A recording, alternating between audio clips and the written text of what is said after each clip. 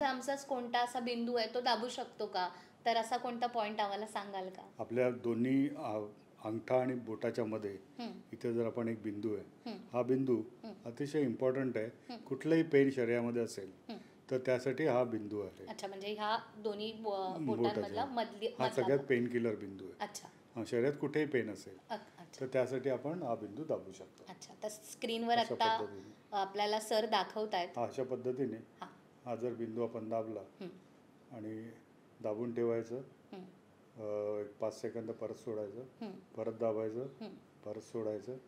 म्हणजे हा पेन किलरचं काम करतो किंवा पंपिंग करायचं तिथे जोरात.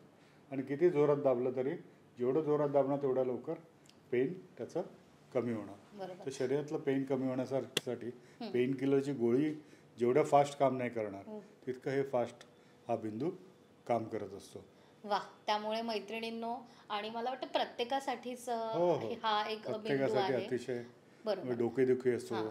डोळ्यांवर आलेला ताण असो, हं, चेहऱ्याचं सौंदर्य पाहिजे असेल हं. तरी सुद्धा हा बिंदू कामाला, किंवा गुडघ्याचं पायाचं दुखणं असेल तर त्यासाठी सुद्धा आपण तिळाचं तेल किंवा कॅस्टर ऑइलने सुद्धा मसाज घरच्या घरी करू शकतो. हं, हां, पण जर तुम्हाला हे सगळं करून सुद्धा बरं वाटत नसेल तर आपल्या जवळच्या सेंटरमध्ये, पंचकर्म सेंटरमध्ये किंवा चिकित्सासारखी जी काही सेंटर्स आहेत तिथे जाऊन तुम्ही जर ट्रीटमेंट केली तर नक्कीच आपल्याला लवकरात लवकर बरं होतं. कारण आपलं शरीर जेव्हा बदलतं तेव्हा आपले जॉईंट्स, आपलं स्केलेटन, आपले पोश्चर सगळं बदलत असतं. आणि त्याला एक योग्य असा मसाजची खूप आवश्यकता असते. बरोबर. रेमेडियल सायंटिफिक मसाज हा खूप आवश्यक आहे आणि त्याकडे दुर्लक्ष करून चालणार नाही. कारण सगळ्या स्नायूंना आपण व्यायाम नाही देऊ शकत. त्यामुळे आपण जर व्यायाम करत नसू, आपल्याला झेपत नसेल, आपल्याला खूप पेन असेल, वजन वाढत असेल, स्नायूंमध्ये शिथिलता आली असेल, स्ट्रेंथ नसेल, तर आपल्याला योग्य पद्धतीने मसाज आणि चिकित्सा करणं फार इम्पॉर्टंट आहे.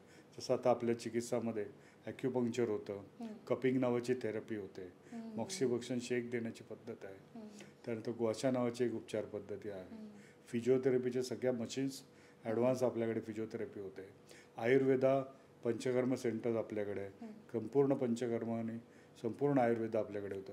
तर आयुर्वेदा, पंचकर्म, त्यानंतर आयुर्वेदिक मेडिसिन्स, फिजिओथेरपी आणि इतर उपचार, हे सगळे उपचार जर आपण एकत्रितपणे केले तर शरीराला परत रिकव्हरी मिळते आणि नवचैतन्य आपल्या शरीरामध्ये येतं. त्यामुळे अतिशय उपयुक्त अशा या उपचार पद्धती आता अवेलेबल आहेत. त्याचा जिथे जिथे तुमच्या जवळपास सेंटर्स असतील तिथे जाऊन तुम्ही त्याचा लाभ घेणं प्रत्येक स्त्रीने फार इम्पॉर्टंट आहे.